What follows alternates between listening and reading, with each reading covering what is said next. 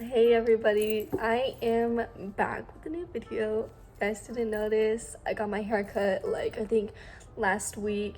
I love it so much more. Right now I don't have all my products in it, so it's not as curly, but trust me, when I have my products it's so curly.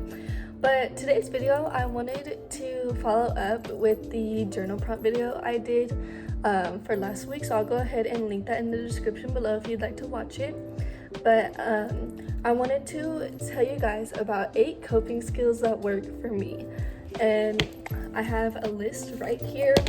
And you guys, not every single one I talk about on here is gonna work for everybody. These are just what works for me.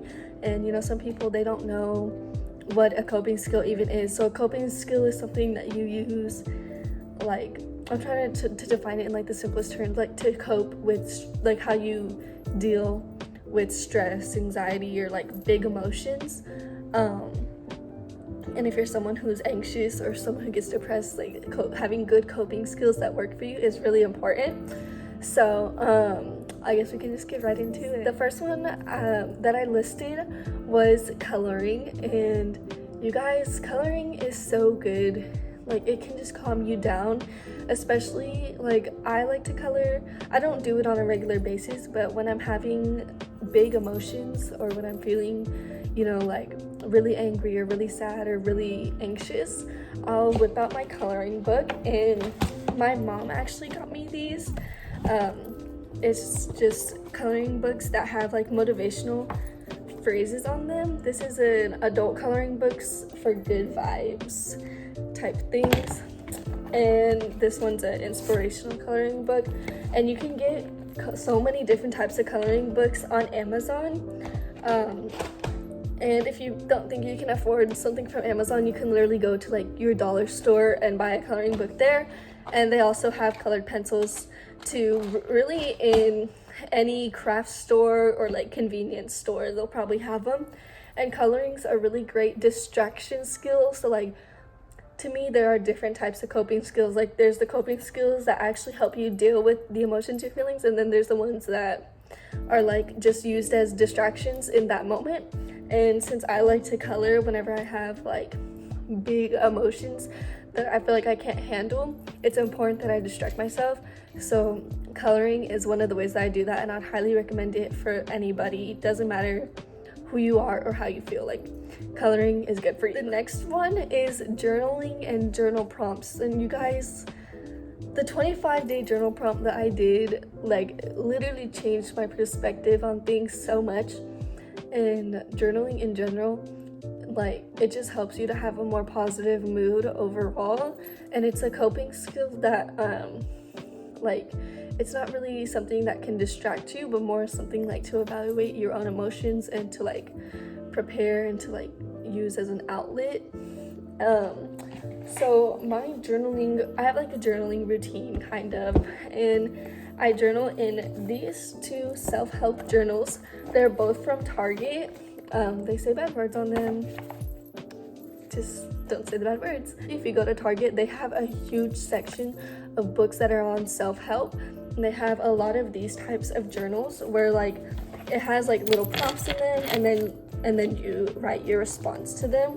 And these have been super helpful to me, especially if you can't really find motivation to journal. These just make it more fun, and they're small, and the prompts are short, so it's convenient too. And then this is my personal journal. So after I write in those, I'll write it in my personal journal. And in here, I normally write about how my day went, my mood throughout the day. I'm starting to journal more in the morning now because I think it helps me have a positive outlook on what the rest of the day is supposed to be. So I journal in the morning, my intentions for the day, what I'm gonna do, and how I'm feeling, and if there's anything going on in my life, I just write it in here. And I'll be honest, I don't journal every day. I try to, but that's the thing with journaling. You don't have to do it every single day. It's good to try to make that a habit, but if you don't, don't just stop. Just pick up the next day. The next coping skill that I've been practicing a lot is self-help books. And these are the 2 that I'm reading right now. This one is Mindfulness, a practical guide, and it just goes on what mindfulness does for you, how you can achieve it, and ways to practice it, and it's really helpful. It helps you to reduce anxiety, enjoy the moment, discover genuine happiness, and slow down. And I feel like so much in our lifetimes, like, we're always focused on like moving and go, like hurry up. But you know, reading self-help books like these remind you to slow down and to take in the moment and to take in your life and to take in how you're feeling. The second one that I'm reading right now is this Healing from Depression book. So if you're someone who's going through depression or going through a hard time, this book could be helpful to you because it gives you tips on, you know, how to be in a better mood, and also it tells you like personal stories from the author that are really inspiring. So you can get really books like these at any bookstore. If you want like the more pricier ones, you can go to Barnes and Noble's. Half price books is where I got these, and let me just say, like, Half Price Books has a whole section just on self-help, and then they have like sections in that section like on like what you're looking for help in. And then also Target, the same thing. If you go to the like, if normally it's like in the back of Target, you go to this section where there's like the books and everything, they have a section that's self-help books that are also pretty good. I was looking at some the other day and I was like, dang, I want to get those, but I'll have to wait till I finish these first. The next coping skill is yoga. And a lot of you might have different opinions on yoga. Some people say like, oh, it's just stretching, like it's easy. Some people say like, no, yoga's hard. Like, it's hard.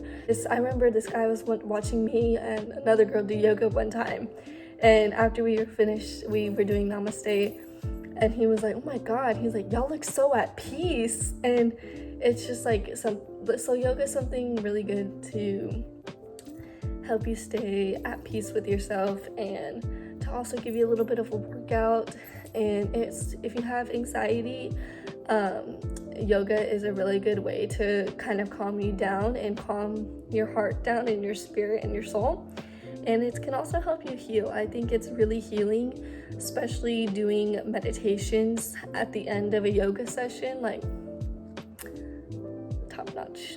And then that goes into the next one, meditations. And so first I want to give you guys some sources for it. There is a channel on YouTube, I think it's called Great Meditation. I'll link it in the description below.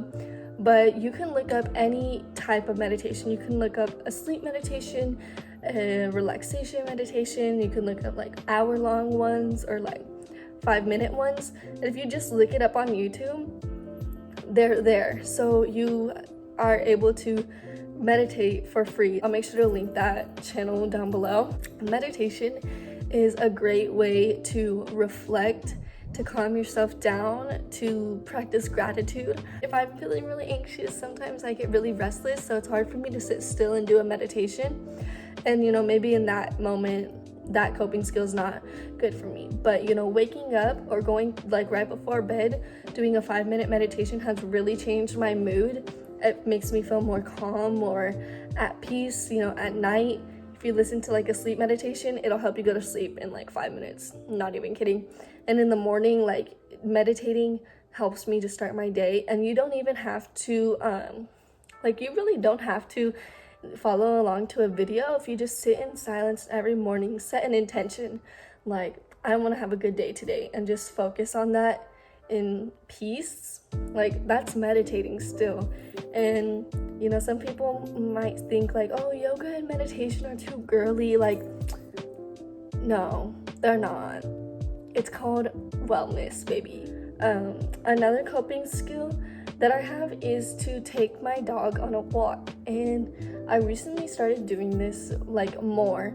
But taking my dog on a walk every day, like a long walk, is so refreshing. Like, it's just me and my dog, like my best friend. And like, it's nice to, well, first, like, it makes me feel responsible because as his owner, like, I need to be exercising him and walking him.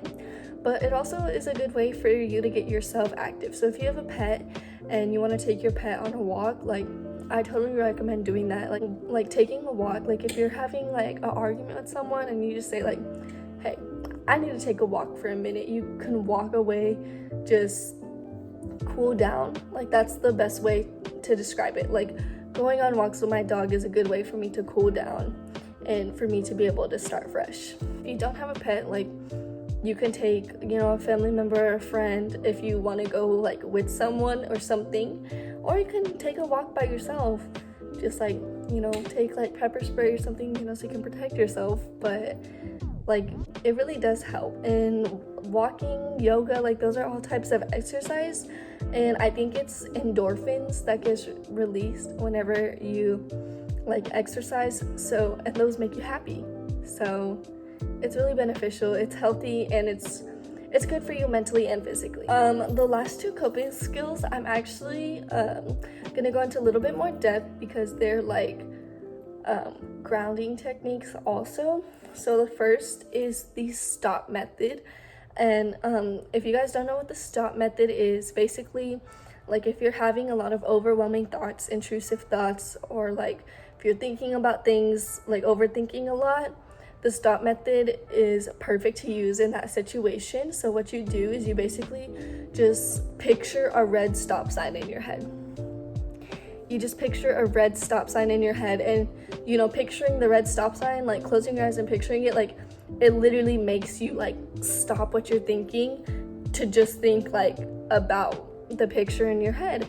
And it's really effective, and you can like stop, you can be like, stop, like literally say it out loud, picture it in your head, and be like, think of something else. Like, so using the stop method is really beneficial because it can help you to redirect your thinking, and it's also good at just putting like a stop to any intrusive thoughts that you're experiencing. And I've used it over the course of a couple years, and it's always worked pretty well for me. And the last one is the 5 senses grounding. So, you know, your 5 senses, it's see, touch, hear, smell, taste, right? So the 5 senses grounding mechanism, you can also Google it, because I don't know if my explanation of it is going to be good. You basically, you know, if you're having a panic attack, or if you're feeling really anxious or overwhelmed, you just kind of take a moment and you say, do the stop method, and then you say like, what are 5 things I can see? You look around you, list 5 things you can see, 4 things you can hear. So 4 things you can hear, and then 3 things you can touch, 2 things you can smell, and 1 thing you can taste. And a lot of times it's difficult to figure out, like, I can't taste anything. Like, you can say like, you taste like the saliva in your mouth, you know? So like, that is a really good way to distract yourself if you're having like an anxiety attack or feeling overwhelmed. But it's also a good way to ground yourself and to remind yourself that you're here in the moment and that your emotions are gonna pass. And it's a good way to kind of calm yourself down. And I know like a lot of you may be watching this and may be like, well, I have anxiety and none of this is gonna help. And you're right, it's not, if you have that mindset. But if you have an open mind, and if you're willing to try things and use the sources that I'm giving you, these will help you a little bit. And, you know, maybe what works for me isn't what works for you. I'll try to link a longer list of coping skills in the description below, so that way, you know, if these don't work out for you, you have other ones you can try. At the end of the day, you need to do what's best for you and what works for you, and maybe that's not what works for me, but at the end of the day, what matters most is your happiness and what you can use that's gonna help you. So that's it for today's video. I hope you guys enjoyed these coping skills. I hope you guys give them a try. If you guys like this video, make sure to give it a thumbs up, comment, and subscribe if you'd like to see more content like this. I'm really big on helping others and spreading awareness about mental health, so doing videos like these is really important to me. If you guys ever need anyone to talk to, please feel free to reach out to me. I'm always here for every single one of you. And I hope you enjoyed this video. I hope it finds you well. I hope you're having a great day or night whenever you're watching this. And yeah, I'll see you guys in the next video. Bye.